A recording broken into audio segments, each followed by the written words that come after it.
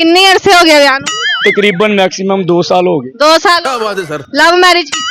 हाँ I think love marriage करने च सब तो मुश्किल की आई? यार उसमें बड़े मसले मसाइल आए। कौन नहीं सी मानता? ਉਹਦੀ ਮਾਂ ਵੀ ਮੰਨਦੀ ਸੀ, ਪਿਓ भी ਮੰਨਦਾ ਸੀ, ਭਰਾ नहीं ਮੰਨਦਾ ਸੀ। किद्दां मनाया? कुछ लोग होते हैं डंडे के जोर पे तू समझा। लेकिन डंडे के जोर पे नहीं मनाया, अच्छा प्यार नाल मनाया? प्यार नाल। किद्दां केड़े अल्फाज़ां विच?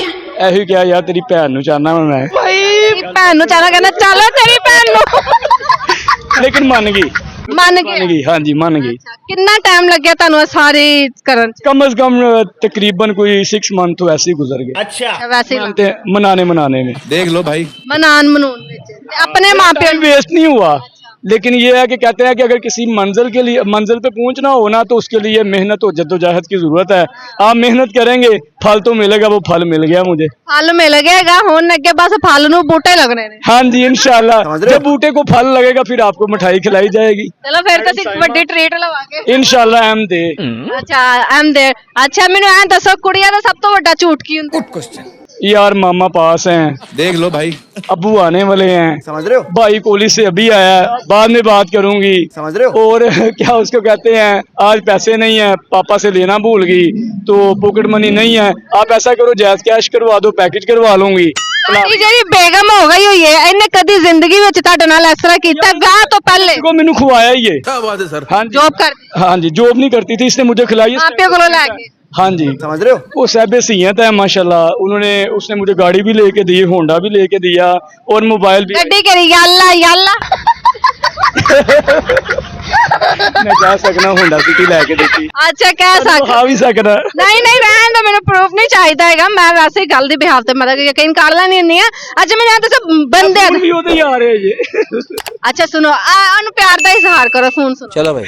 फोन सुन के ਹਾਂ ਨਹੀਂ ਵੈਸੇ ਹੀ ਸੁਣੋ, ਲਾਊਡ ਸਪੀਕਰ ਤੇ ਆਪਾਂ ਗੱਲ ਕਰਨੇ ਆ। ਲੈ ਬੰਦ ਕਰਤਾ ਹੀ ਕੱਟ। नहीं, ਅਸੀਂ ਦੇਖਣਾ ਚਾਹੁੰਦੇ ਸੀ ਇਹਨਾਂ ਦੀ ਮੁਹੱਬਤ ਕਿੰਨੀ ਹੈ। उधर कट गया।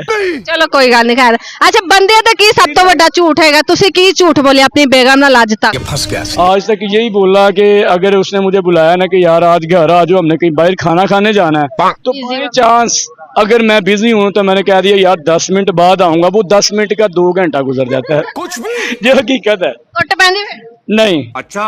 ਕਦੀ नहीं पड़ती। ਕਦੀ ਹਲੇ ਤੱਕ? नाराजगी होती है कि यार आप हर दफा ऐसे करते हो। ਜਦੋਂ ਤੁਸੀਂ ਤੁਹਾਡੀ ਬੇਗਮ ਦੇ ਨਾਲ ਤੁਹਾਡੀ ਲੜਾਈ ਹੁੰਦੀ ਹੈ, चलो भाई। ਅਨਬਨ ਹੁੰਦੀ ਹੈਗੀ ਹੈ, ਪਹਿਲੇ ਸੁਲਾ ਕੌਣ ਕਰਦਾ? ਸੌਰੀ ਲਫ਼ਜ਼ ਪਹਿਲੇ ਕੌਣ ਬੋਲਦਾ? दोवें ही कर दे ये।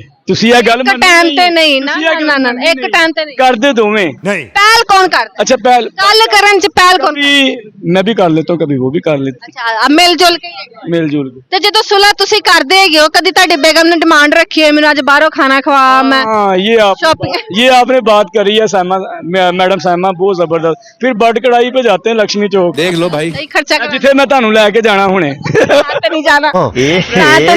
जाना ना तड़प ही ऐसी ਤੁਸੀਂ है ਜਾ ना। ਸਕਦੇ ਹੋ, ਮੈਂ ਤੇ ਨਹੀਂ ਜਾਣਾ। कोई नहीं बकत दसेगा आने वाला। प्यारी समझ गई। अच्छा मैं मैंने खाने दी भी ऑफर आ गई है, लेकिन थैंक यू सो मच। मैंने कोई गाना सुना दो। फंस गया सी। गाना फिर दिल दियां लगियां नु दिल ओ जानदा। गाना ही दिल दियां लगियां नु कौन जानदा? तू जानदी है या मैं जानदा? जी एही मैं ਤੁਹਾਡੇ ਮੂੰਹ ਕਢਵਾਣਾ ਸੀ ਨਾ। मैं आपे ही क्योंकि मैं बोल सही। कोई शायरी अपनी बेगम ले? शायरी में मैं ये 2 वर्ड्स कह सकता हूँ, लेकिन वो मैं अब उसी को कहूंगा पर्सनली। नहीं इधर से फोन से बस।